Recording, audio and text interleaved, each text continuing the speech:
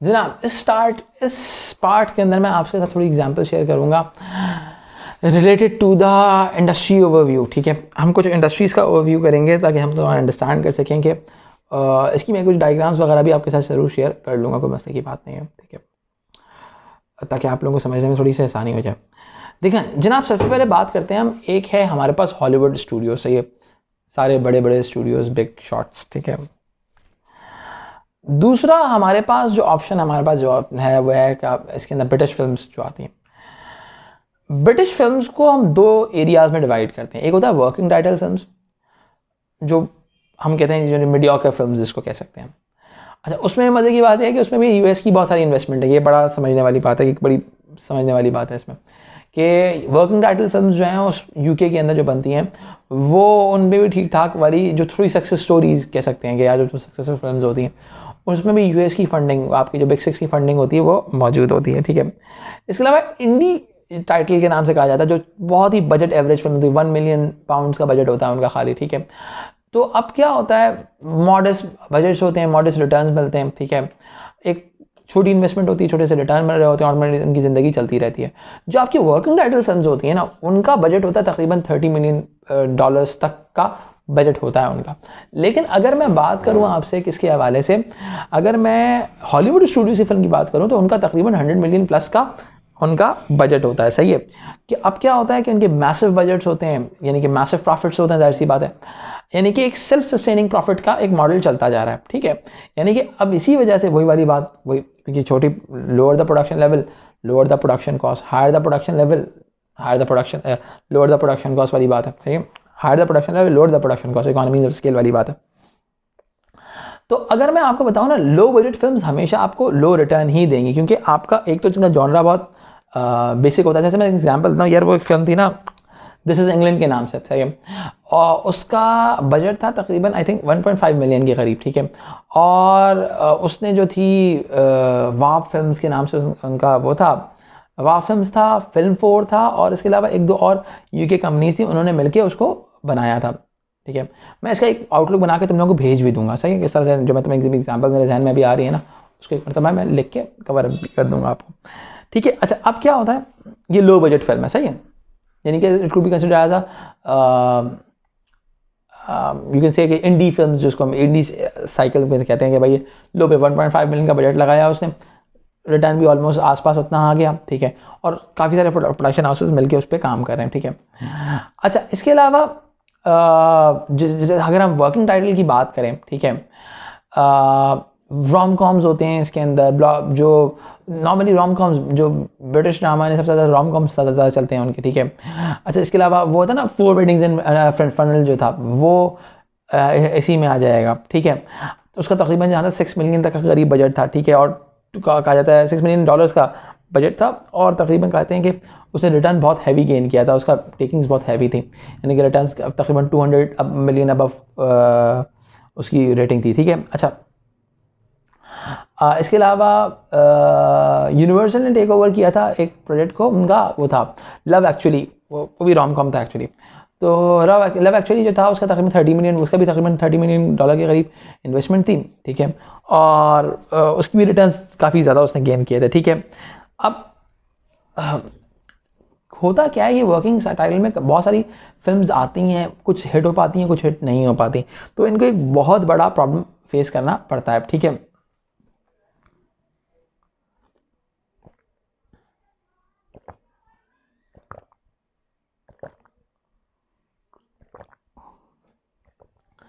अच्छा अब एग्जांपल लेते हैं एक यूएस फिल्म की, लेटर पैरामाउंट की फिल्म थी ना यार, क्या नाम है, स्टार ट्रैक जो थी उनकी, साइंस फिक्शन जो बेस्ड फिल्म थी, तो उसका बजट जहाँ तक मुझे याद पड़ रहा है 140 मिलियन के करीबन का बजट था, और उनकी जो वो था रिटर्न ज़्यादा, और 250 मिलियन के अबव था, 280 मिलियन के करीब था आई थिंक उसका रिटर्न। वो ये अवतार, ज़िंदगी का अदाब जो मेरी रहा है हमेशा।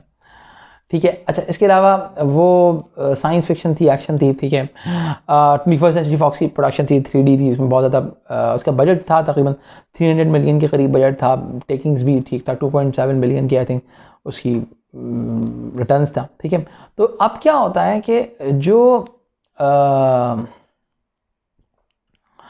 ये तमाम चीज़ें होती हैं बहुत बेसिक लेवल की। पैरानॉर्मल एक्टिविटी की मैंने इससे पहले भी एग्जांपल दी थी, पहले वाले पार्ट में, वो इंडी के स्टडी के तौर पे आ सकती है कि यार ये वो थी बेसिक लेवल की, यानी कि स्मॉल लेवल, यानी कि एक फिल्म है indie working title and the last one is a Hollywood film studio, यानी कि एक इस तरह से हमने उसको डिवाइड कर दिया इस चीज़ को।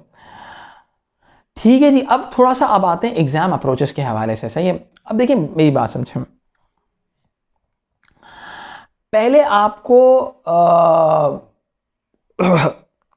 अगर मैं बात करूं आपसे, मीडिया इंस्टीट्यूशंस का पता होना चाहिए, यानी कि पहले अगर आप ऐसे answer how to answer the question की बात करूं तो पहले आपको डिफरेंस पता होना चाहिए कि आप किसकी बात करें, हॉलीवुड स्टूडियो की बात करें, 21st सेंचुरी फॉक्स की बात करें, आप यूनिवर्सल की बात करें, आप डिज्नी की बात करें, सोनी की बात करें, यूनिवर्सल की बात करें, ये तमाम ये क्या है आपके हॉलीवुड स्टूडियो यानी इंस्टीट्यूशंस हैं। दूसरी तरफ क्या है, ब्रिटिश स्टूडियोज़ हैं, वाव फिल्म्स हो गई आप, तो अब ये तमाम चीज़ें क्या हैं, वर्किंग टाइटल फिल्म्स हो गई, और आपकी वो हो गई हैं कौन सी जो इंडी फिल्म्स हो गई, आप किन की बात करें।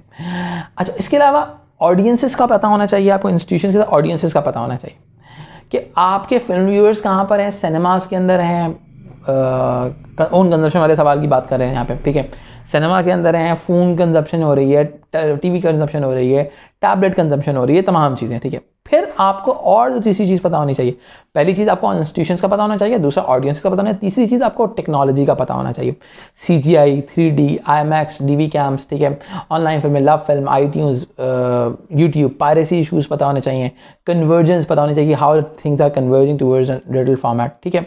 तो ये तमाम कॉन्सेप्ट आपके क्लियर है। पहला इंस्टीट्यूशन का पता होना चाहिए, यानी कि अगर ऐसे डेवलप करते हुए इन्हीं अप्रोचेस से ऐसे घूमेगा, या तो इंस्टीट्यूशंस पे, ऑडियंसेस पे घूमेगा, ठीक है, क्या ऑडियंस का एक्सपीरियंस कैसे चेंज हो रहा है, टेक्नोलॉजी पे घूमेगा, या फिर मार्केटिंग कैंपेन्स पे। मार्केटिंग कैंपेन्स पे आ जाते हैं कि भाई जो स्टूडियोज़ हैं वो मार्केटिंग कैंपेन्स कैसे डिज़ाइन करते हैं, सिनर्जी के थ्रू करते हैं, टीवी इंटरनेट ट्रेलर्स के थ्रू करते हैं, print ad, newspapers, print magazines, posters, premieres हो गए, ठीक है। इसके अलावा वर्ड ऑफ माउथ है, इनका यूनिक सेलिंग पॉइंट भी हो सकता है, कोई मर्चेंडाइजिंग हो सकती है। तो अब क्या आपको इन तमाम चीज़ों की एग्जाम्पल्स पता होने चाहिए। देखो अगर मैं तुम्हें इसके अंदर मैं बना के दे दूंगा तुम लोगों को, ताकि तुम लोगों को डेवलप करने में आसानी हो जाए। तो अब सीन क्या है कि आपके पास इन तमाम चीज़ों की पर्टिकुलर एग्जाम्पल्स मौजूद होनी चाहिए। मैंने कहा 4 अप्रोचेस पे सवाल आएगा, इससे कोई 5वीं चीज़ पे सवाल नहीं आएगा, या ये मेरी गारंटी है। इंस्टीट्यूशंस, ऑडियंसेस, टेक्नोलॉजी या मार्केटिंग कैंपेन्स, ये इन 4 चीज़ों के ऑडियंसेस में क्या आता है बेटा, आपकी तमाम चीज़ें, ऑडियंस जो आपका कैंडिडेट ओन एक्सपीरियंसेस का जो सवाल आएगा वो आपके ऑडियंस एक्सपीरियंस पे बात आ रहा है कि ऑडियंस एक्सपीरियंसेस कैसे चेंज हो रहे हैं। आपने भी तो किसी ना किसी तरह यूटिलाइज़ किया होगा ना तमाम चीज़ों को, वो भी तमाम चीज़ें आ सकती हैं। अच्छा, अब क्या होता है, अगर मैं कुछ सवाल की बात करूँ, ठीक है, अगर लेट्स सपोज सवाल आया, discuss the issues raised by an institutions need to target specific audience within a media industry which you have studied, ठीक है।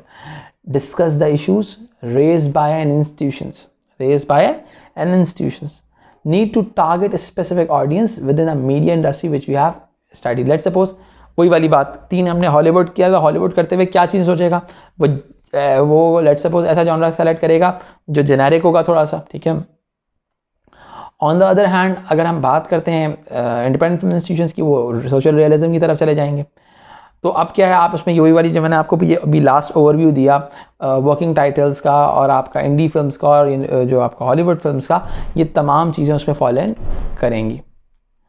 तो अब क्या होता है इसके अंदर, आप बताओगे कि यार लेट्स सपोज अगर एक फिल्म जो है इंडिपेंडेंट फिल्म इंस्टीट्यूशन बना रहा है, तो या वर्किंग टाइटल या इंडी फिल्म बना रहा है, तो उसका बजट कम होगा, उसका टाइटल सोशल रियलिज्म ज़्यादा होगा।